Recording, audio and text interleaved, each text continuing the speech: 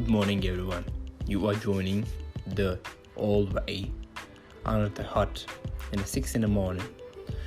You're joining this podcast right now with a completely new name. As I said, we always had fascination to the old textbooks, to the old way. You know why textbooks? I remember when I saw the old cellulose inside the museums when I was a 6-7-year-old boy, I thought, oh my god, what an adrenaline. I probably didn't thought like this, but felt like it.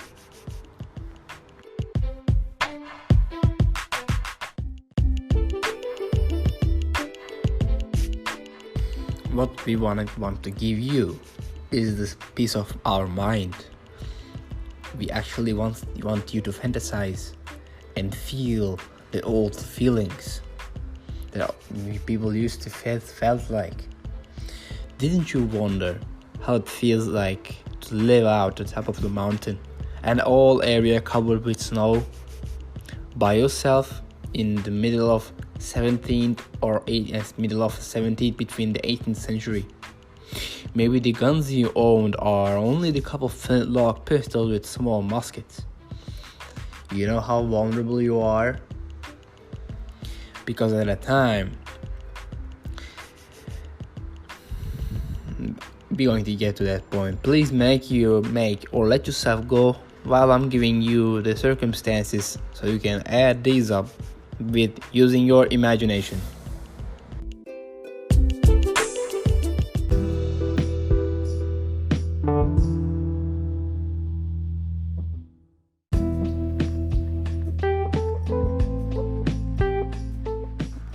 Alright, I want to talk about some demographical history about on the United States between 1790 and 1860. You know, when you think about all the circumstances, you came across what people do and how people live by the time of this age. For example, I just want to talk about the median age at marriage. From 1890 and 2010, the median age at first marriage is actually kind of increased. But we don't have any intention to talk about 2010 and even 1900s. We just talk about 1700 and 1980. But because of the record problems, I just only can start in the 1890. For example, median age for marriage for men is 26 years old. It's kind of high though, because in some countries it's actually 20. It's not that high. It's really low. Sorry for my ignorance. I just thought it's kind of high. And when we progressed, the opposite thing occurred. We are expecting to go higher because as we progressed, the marriage, and still now, some people are actually refusing to get married, or they're getting married at the age of 30. It's the median right now, 30, 33, even 40. Even it's really late for healthcare things. Anyway, in 1900s, the marriage becomes 25 years for the median, and in 1790,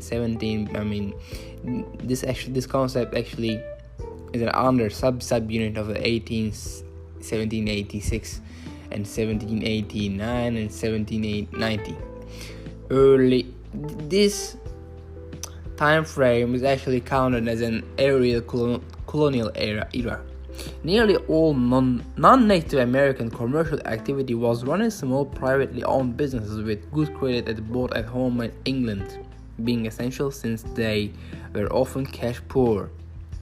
Most settlements were, nearly independent of trade with Britain, as most grew or made nearly everything they needed. The average cost of imports per most household was only about $5 between 15 English pounds per year. You see how powerful money is back then. And the New England colonists included more educated men as well as many skilled farmers, tradesmen, and craftsmen. Craftsmen back then had high respect because it's the only thing they can use for inventing new things. They were mostly farmers and settled in small villages for common religious activity. Farmers are the stepping stone or even starting stone for all the civilizations through the world, because without farming, without cropping, we have nothing. I have huge respect to farmers. I probably cut this podcast right here. No more progress through this year because we have lots of things to talk about. Even only in 1986, I'm really sorry, 1786, only for 1 year. So I can't summarize all 17th century right now to all you guys. And by the way, thanks for tuning in. Farming gives people how to collaborate with each other. People know how to respect because they don't sometimes, not sometimes, generally they want to have different crops than each other. You know why? Because if everyone wants to sell corn, and what if some people need more money, so they need to increase the prices, so their relationships with each other as a farmers only, it's so based. So the only the only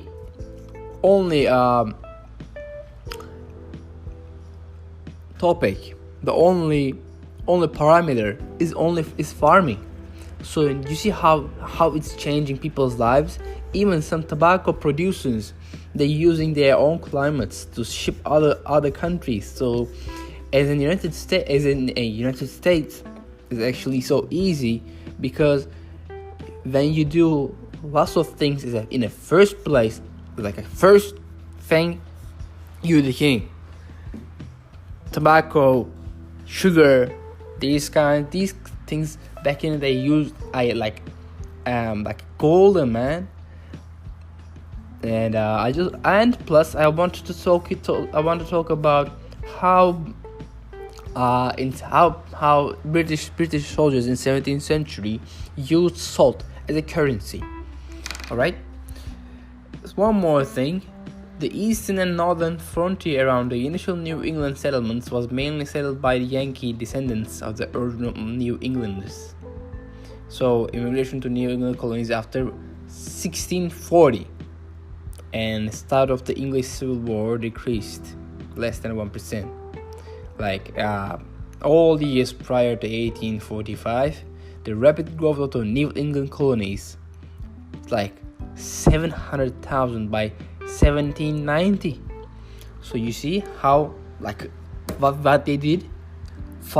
Mainly farmers and tradesmen first, then population is started peaked and high birth rate. Anyway, thank you for tuning in right now.